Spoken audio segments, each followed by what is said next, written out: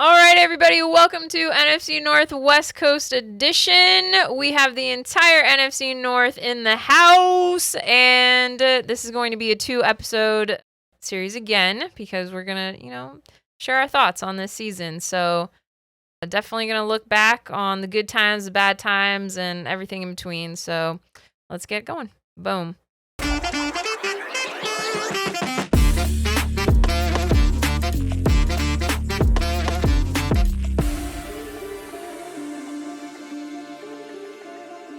Welcome back, everybody. This is NFC North West Coast Edition, and we did it. We gathered the troops. Everybody is here to represent the NFC North, and yeah. So before we get into it, though, we're going to have a nice reflective episode of the NFC North season today. But first, let's, recap what happened this past week in NFL news. Well, the games, I should say. Our conference championships. So we started off with a thriller game. The weather loved it. Did the Eagles play the Eagles? Oh boy, jeez Louise! The fact that Stidham had it, if he didn't throw that stupid backwards pass, they would have won that game. Oh wait, or made the field goal if it wasn't blocked too. Dang it! Come on. Yeah. So if you missed it, you didn't miss much. It was the AFC Championship between the Pats, Patriots, and the Broncos. And again, thrilling game. Broncos won 10-7. I'm sorry, Pats won 10-7. Sorry, Broncos fans. It was our hope. Yeah. I mean, we can sum this game up pretty quickly with Stidham had one nice throw to set up the touchdown. Drake made some rushes. And then it was the fumble that sealed the game. Yeah. End of story. Can I just Stidham say, played bad? What? Coaching. Can I just say, as a Lions fan, how demoralizing it is to see these Patriots back in the Super Bowl already, that it just feels like Bill Belichick leaves. Oh, hooray, the franchise, all the Patriots fans are now Chiefs fans or whatever bandwagon they wanted to join. Pats are going to suck for the next 20 years. Thank God we're done. And then get rid of Mayo after a year, pick up Vrabel, and then here we go again. They just flip their franchise. I'm just like, we've been rebuilding for 70 years. What are we doing, guys? Come on, please. Yeah, it's really cool for that coach. Super Bowl winner to now Super Bowl coaching. Yeah, hopefully. He's got to be a shoo-in for Coach of the Year for sure. Oh, yeah. Alrighty, then we'll talk about the actual thrilling game, the NFC Championship between the Rams and the Seahawks. What a game that was! I was saying in the first quarter alone, it was already more thrilling than the entire. That was actually AFC, Super Bowl right there. AFC game. So dude, it's just lobs after lobs. Yeah, so Seahawks coming out on top 31-27, and I mean it was a great game. Both quarterbacks played their butts off, and I got to give Sam Darnold credit cuz I was waiting for him to throw a pick and it just never happened. So I think we all were in Minnesota. We were all, hoping that was going to happen, oh, there's our reason why, but good luck to the guy. Yeah. So, I mean, honestly, to me, the difference was the muffed punt. That was like the play that, So that sucks. But would you believe me if I told you, if we go back in time before the playoffs, before even this season starts, right? And you ask, of that 2018 class, Baker, Sam Darnold, Josh Allen, Lamar Jackson, Josh Rosen, which of these players makes it to a Super Bowl first? You'd be like, Lamar Jackson or Josh Allen or Baker. Freaking Sam Darnold. What the heck? The guy that was seeing ghosts is now in the Super Bowl. Insane. Yeah. I mean, to be fair, everyone that's a Jet sees ghosts. Let's be honest. I mean, let's bring Dylan here because obviously losing Sam Darnold in the offseason as a Vikings fan, I mean, how are you feeling right now? I was, after last year, I kind of wasn't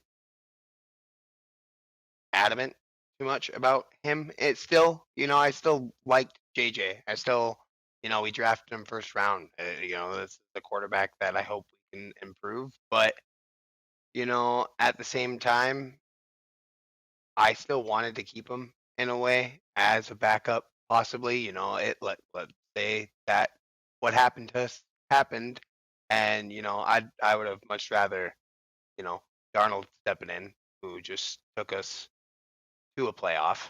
I think it's really good on him. I think, you know, he got coached really well. He's a really good player. That's why he, you know, went when he went in the draft. That's why he was Yeah, he was a picked first up. round pick. And yeah, exactly. Like that's I'm gonna be huge on coaching from my aspect of a lot of portions of things. And you know that first playoff game this week. But yeah, it was definitely a coaching decision. Sam Darnold got coached really well here in Minnesota, and he has just thrived. Now he has a great coach in Mike McDaniel, right? Nope. Mike, who's the I forget his name. The Seahawks coach, McDonald. Mike McDonald. So So is this a Mike and Mike? Right? This is the Mike and Mike Super Bowl? Yeah. Well, that was the Yeah. matchup. It was Sean versus Sean, or not Sean, but like there was a Sean from each side. Yeah, and Mike I know that part. Yeah. But I give it to him. Let him shine because he shined here. So let him keep going. He just is gonna. I still have faith in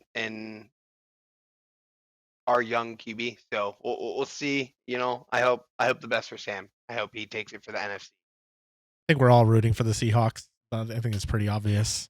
Yeah, I'm rooting for neither of them. I don't think that's enough. I trust Sam to make that pass. I'm mad that it's both of these teams. Like I hate both of these teams with a passion. The only solace I take is that Niners players, coaches, staff, and fans have to watch Oh yeah, a rival on their home field. that is the only in the reason Super I Bowl. would go for the Seahawks is that the Niners would probably have a heart attack. What a wild division, though. The Yeah. fact that 3 teams, Super Bowl contenders, realistically, minus what they are for years, but insane.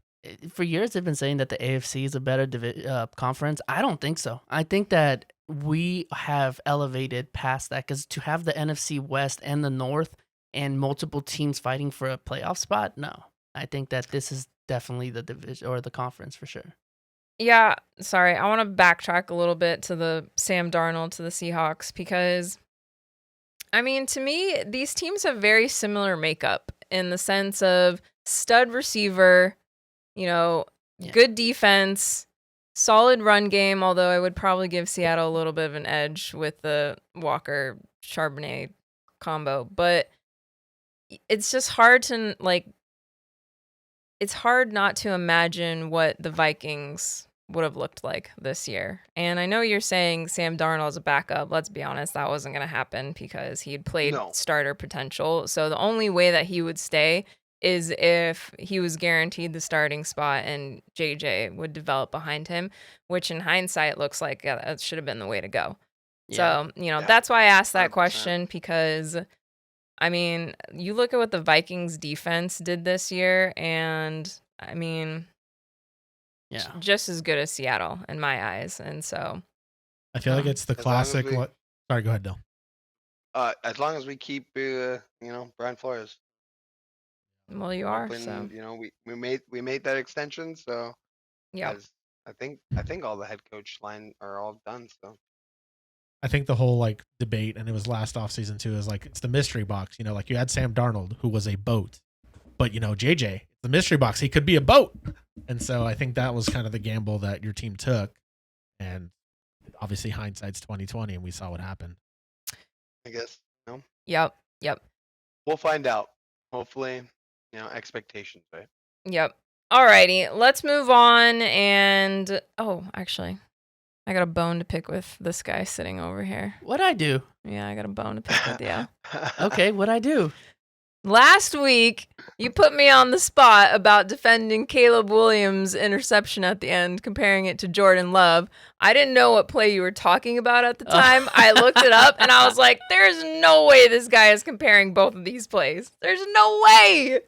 But I wasn't comparing the play itself. I was comparing all of the outcomes that happened in the same game. So Jordan Love played very well. Jordan Love had his receiver, which was Tucker Kraft, tipped the ball over, which is what caused his interception, one. And in the last play to try to play hero ball, the routes broke down, and even the wide receivers have come out and said they ran the wrong route, and that's how that interception happened. That was literally all I was trying to get at. Your question to me was, but how do you defend your quarterback on the last drive throwing an interception? And I continued to say it and said, that's what happened with Jordan Love. Jordan Love literally threw across his body into a coverage of 3 people. You comparing that to Caleb's throw? No, I'm comparing. The buildup was all the stat lines, all of the plays, and how we got to that. All of the things, right? How do you defend every single one of these things? Because I think that it's hard to defend 3 interceptions no matter what the outcome is sometimes. Yeah. And Caleb Williams, I said multiple interceptions, 50% completion rate, 2 touchdowns, and then I didn't say Caleb Williams, though. I just said those stat lines. How do you defend that? And that was Jordan Love's exact stat line. I know we don't like stats or you don't like stats. I get that. But I was just trying to get at mishaps happened in that game that were outside of his control. Even that play, yes, it was a stupid throw. But the idea was that you were going to get one of the wide receivers to break through the middle, and all the other wide receivers were supposed to break out and get all of the safety's attention. It didn't happen that way. Bro, it's first down, just throw it away. I know, and I mean, I'm with you on that. It's just completely different scenarios with the game on the line, and so that's why I was like, what? I get that, but the whole thing I was trying to get at is you guys were moving the ball easily, and it's instead of throwing a 50-yarder the way that Caleb did, just throw a 5-yarder. Yeah. That's what I was just trying to get at. Well, yeah, I mean, okay. Alrighty. Anyway, I had to get that out of the way because I didn't understand that comparison. But all right, here we go. Reflection time, people. Get ready because we got to look back at our seasons and kind of ask the big picture questions. So I mean, how do we want to do this? We want to each go. We want to take turn. I kind of like taking turns because then you hear like the full perspective. Okay.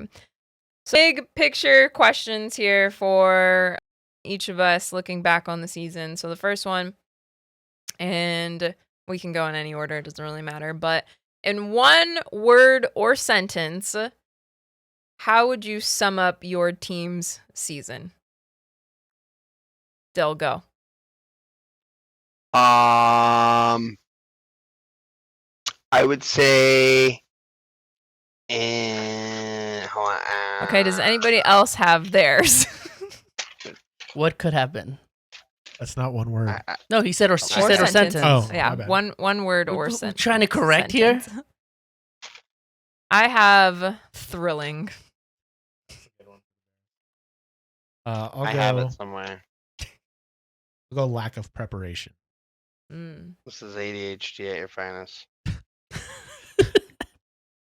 Where is it? It was like resilient. Maybe we'll just circle back to We are live. What? Resilient? Is that what you said? Resilient. Next year we want to start doing lives. Interesting. Okay. Resilient. I wouldn't have thought of that. With all of our injuries, you still didn't come in last. I mean. Okay. All right. Fair enough. Honestly, yeah. Fair enough. Okay. You have a better division record than the Lions, so we got shut out, and then we shut somebody else out. So I mean that's you could give up a lot, Okay. and I don't blame that shutout from Rosemary all that much. Rosemary. Alrighty. Next question. Did the season meet expectations, exceed them, or fall short? I guess I'll go first because it's kind of obvious for the Bears. It definitely exceeded expectations. Eddie? Well short. Terrible. JC? short because of the injuries. So yeah. And Double click. Dill. Remember when I used to go into tangents? Team expectations. That was pretty quick, you guys. Holy shit. Yeah. Yeah and no. I mean, yeah. There's you should have a lot of team expectations, right? Fuck. Did your team meet expectations, exceed them, or fall short? Sorry, this is a So you Wendy's. think that they met expectations? I thought they did both. Elaborate. I thought they met expectations and they didn't meet other expectations. I thought in our offensive, They were in the middle of the road. I thought our offensive did not meet our expectations, where our defensive did.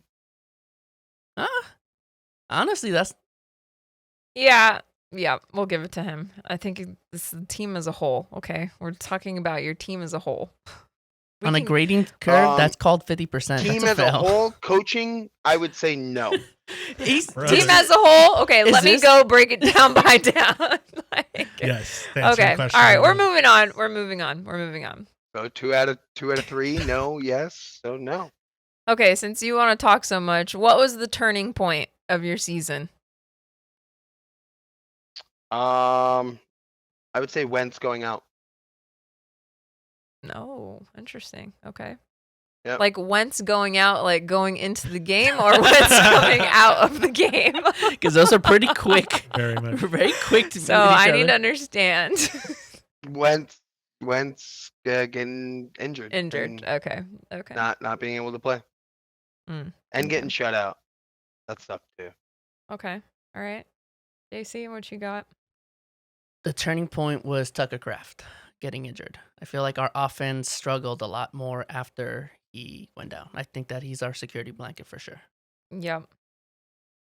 Losing 3 of our top 4 DBs to all pro safety. We asked the turning point. We could go. I could have said Micah Yeah, Parsons yeah. and all these other Oh things. no! Of- But of- okay, the turning point was the game that we lost 3 players for half the season. Okay. So then just say that game. After the Eagles game. Ugh. I'm torn. Between 2 points. Because a part of me wants to say the Vegas game because that was our first comeback win and it put us to 2-2. So it was like a brand new season started there. But then I also want to say the week right after that because we played the Commanders and it was like we exercised our demons with that game. From the Fail Mary. Yeah, from last year. So it's like they're hand in hand for week 4 to 5. So yeah, but I definitely think that was the turning point. Alrighty. Who was your team MVP this year? Not league MVP, but your guy. I'll go first again because clearly it's easy. Caleb Williams, 100%. Who's that? 100%. The guy turned a page this year. I'll go. Go ahead. CJ Ham. Wow. My Is boy. this like an emotional response? Yeah. Okay. God, man. Okay. All right. I miss that guy, dude. I miss that guy, man. JC, who you got? I mean, it's definitely Keyshawn Nixon, of course. Like, duh. Like, Not Micah Parsons? It's a joke, dude. No? It would have been Micah Parsons up to that injury point, and if it wasn't him, I think it could have been Jordan Love right before the concussion. I feel like he was playing pretty well this year. Fair enough. I was torn between 2, but I'm going to keep going with my heart, so I'm going to keep it with St. Brown still. I still think that dude's the heart and soul of that team. Yep. I told them real quick. I put little cards all over the team posters. We got Luther Burton. I can't say his name. Morale St. Brown. We got right here Jaden Reed for the Packers, and then we have the future Viking Hall of Famer Aaron Rodgers over there. Ayahuasca. Alrighty. Next question. What position group worried you the most all year? Position group. Dill. I got it. Okay, you go. Whiteouts. Interesting. Why? And then Why? Why? Over your quarterback? Yeah. Yes. Okay. 100% yes. Explain. Because, okay, one, yes, Jefferson's being doubled. It's kind of hard for a new quarterback to throw into double coverage. That's a hard thing to do. So you have Addison, right? Our number 2, who got 3 Is that Three. is that the post? 3 Addison freaking he got 3 what you call it right at the beginning before of the you go season. on this, I have to ask, because you're telling me that of everything, your wide receiver room worries you the most on your team. You have one of the best receivers in football, followed by Jordan Addison, who's also very capable, and Jalen Naylor's had some solid games Yeah. for you. So how is that your most worried position group? If you're worried about them, can you Okay. send those wide receivers our way, please? We'll Please love don't. all of them. I just think No. you have a hot take, so Because- I'm trying to understand it. Because if all we do is think about wide receivers and we're building a game and a whole entire team around a wide receiver core like we are, and it's the Vikings, Jordan Addison, God, I can't even think Justin Jefferson. I just keep on saying JJ and then I think of McCarthy. Naylor. I love Naylor. No, don't get me wrong. I absolutely love Speedy Naylor. But there's a point where he is short. He's a pretty short wide receiver where your tall guy, your 1 and 2 are being so covered up, then what's going to happen there? So at that point, maybe I'm being biased just on one receiver, but if our number 2 receiver can't do it with our number 1 receiver not producing because he doesn't have the quarterback, right? I don't think I'm worried at all too much about the quarterback room because we have a good quarterback coach. To be honest, not too worried, as long as he's not made of glass. But other than that, I think we had a little bit of injury on the O-line. We're fine there. They came back, and I thought they looked pretty good towards the end of the season in protecting JJ. And then other than that, I think our wide receiver core, because someone's gonna want Naylor. 1, I think Naylor might get picked up. He is a free agent, I believe. So if Naylor gets picked up, we're left with Addison, and then who's behind that? What, are we gonna throw Xavier Scott in the wideout route? If we only have the number 1 wide receiver in the league, maybe a top 20. We just say okay. But Okay. but the thing was, he Bills. wasn't the number 1 wide receiver in the I mean, league. that's his prerogative, it's hard for me to Hey, we got Romeo criticize Dobbs. that We love wide him, receiver. but if we'll help you out. If your team is willing to give us Justin Jefferson for Romeo Dobbs, you know what? We'll throw in Christian Watson there.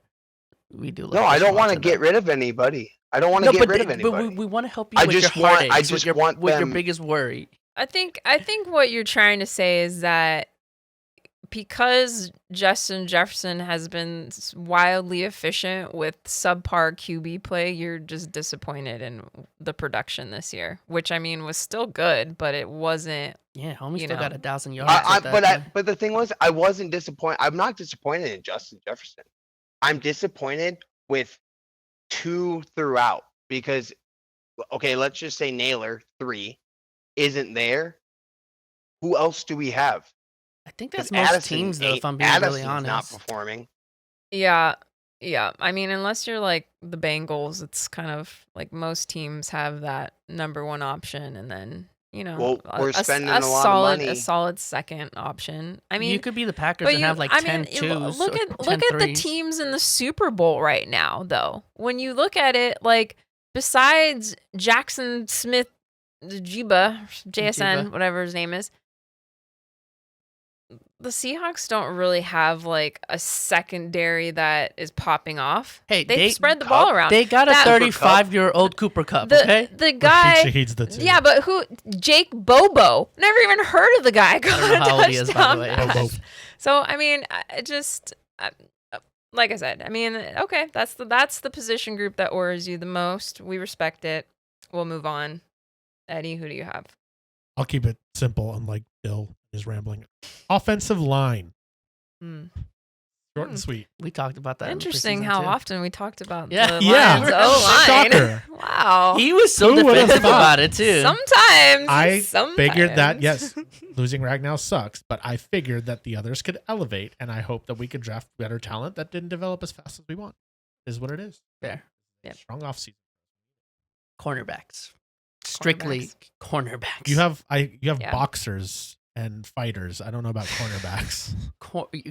I need anybody but Keyshawn Nixon to be in that. With our new defensive coordinator, he's into safety. Like, we're not. It is what it is, man.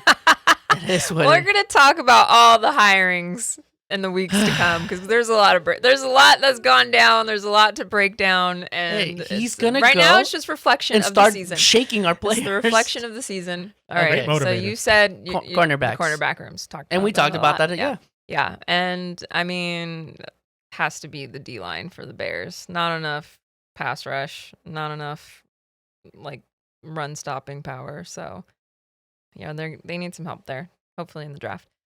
Alrighty. One player you're officially done defending on your team.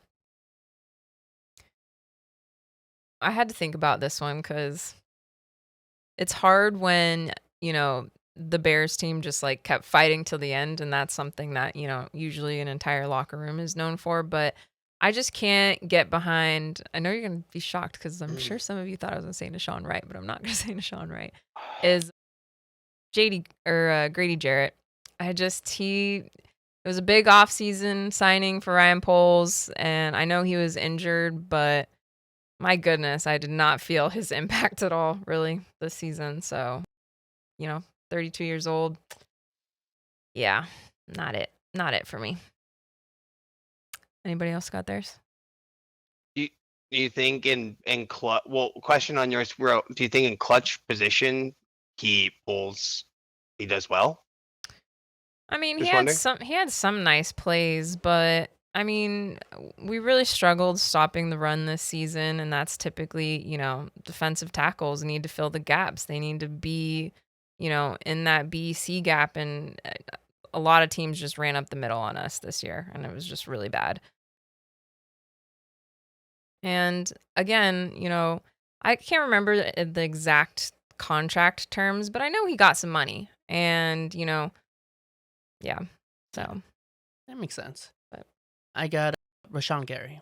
I could be wrong, and maybe this new scheme that's coming up could help him, but he looked okay, or he looked good with Micah Parsons, but you can't rely on another player for yourself. Like, you need to contribute because this is the NFL. Players get injured, and you need to be the next person up, and we're paying him like he's an elite pass rusher, and he disappeared the second Micah Parsons went down. No sacks at all the second that Micah Parsons went down. So, yeah, I'm done defending Rashawn Gary.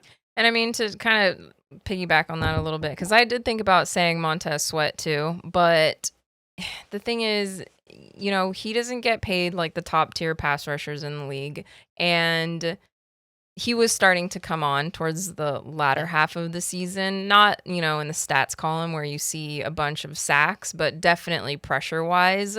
So, cut him some slack there. But who do you have, Eddie? It pains me to say, I, again, was between two, but I'm going to go with this guy, and I love him to death. It's our blonde-haired lion mane, Alex Anzalone, and I love him to death. He's been a stalwart of this defense, but for me, it's as good as he is as a player. And who was your linebacker, JC, that we talked about that was great, always great at tackling, but it was 10 to 15 yards down the field? Oh, I know you're Can't talking about. remember his name. It was your middle linebacker, but regardless, if you think of it, jump He in. went to the Jets. Clay Matthews? No. No. But if you think Well, about I don't know what it, you guys anyway, are talking it doesn't about. matter. Yeah. Point being is Effort. that Alex has always been our stalwart, and Jack Campbell really elevated himself. He's now one of the best linebackers in the league. And Anzalone's claim to fame was still sure tackler and great in coverage. He was our best rated linebacker in coverage. That's not saying much, unfortunately. And every time he's tackling someone, it's 10 to 15 yards down the field now. And the amount of money that he wants, I unfortunately think I love him to death. He was so good for our defense, but I'm tired of. Oh, he got burned by another tight end or a running back. Dill, who do you have? Miles Price. Mm. He was our special teams punt returner, kick returner.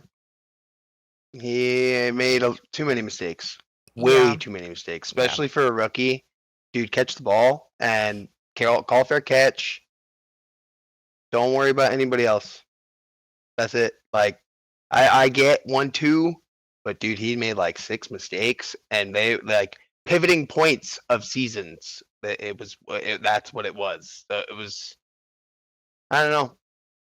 That's Just to kind of, I just need to ask. You don't have any of those types of feelings for JJ? JJ. No, Like, I don't.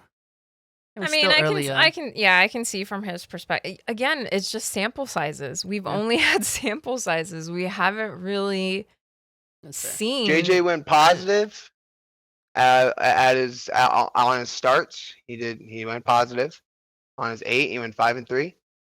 He threw a lot of interceptions, but that goes back to how many of those interceptions could have not have been his fault. Okay, could have been the other receiving core on the other hands. Okay, there's a lot of things that made him look super bad. I mean, Just saying. Don't worry, Dill. Everyone in this podcast is notorious for defending their quarterbacks and blaming the receiver. I mean, he's young. Okay, look, he's young. that's very fair. I'm agreeing with you. I'm agreeing with you. We've all done it. Everybody's done it on this podcast. I have a question for each one of you. Jackie, does your quarterback have a child? Yeah, he does. It's a Williams has bulldog, kid? and his name is Okay. JC, does Jordan Love have a kid? His wife is pregnant, so soon enough. Okay, his wife is pregnant. Okay, we'll see how his let's see how his decline is still going next year. Okay. What? And how about Jared Goff? Yes, he has a daughter. He has a daughter. Okay. Yes. Okay. we're getting deep here Yeah, now. Lions still kind of suck, so it's okay. But what I'm saying is, Are you blaming JJ's kid? No, I'm not blaming his kid. I'm just saying, talking from someone who has had 2 kids in 3 years, it takes a lot out of you. And I mean, Matthew Stafford. having a baby. Let's talk about Phillip Rivers, who had 15 kids and still made it to the Super Bowl. So, we're talking. It's doable. Here. It's doable, Dill. Okay, it's doable. He's absorbing their energy, though. Okay. It's doable, All right. yes, but, I've never thought about it like that. So, okay. All right. All right. Understand. So okay. So next In other words, only have kids in the off season. Got it. Plan your quarterbacks. If only it Dare worked you that guys. well. If only you can plan kids. Your Kids are 2 days. your I heart mean, needs some to be- people do plan kids, Dill, actually. Believe it or not, it happens. Alrighty. All right, we're moving on. Alrighty, you know what that means. It is time for our fun fact of the day, and today I'm going to hand it over to Eddie. Eddie, what's our fun fact? Well, while we're not talking coaching hires just yet, it is a bit of a fun fact that the Lions' newest OC, Mr. Petzing, actually has a relationship with your Chicago Bears head coach, Ben Johnson, dating back to 2010 and 11, where they both coached in Boston College together on different sides of the ball, to the point where they formed such a great relationship that they were groomsmen in each other's wedding. That's a bit of a fun fact. Oh, cute. They'll definitely be shaking hands after games. They will. They're good friends.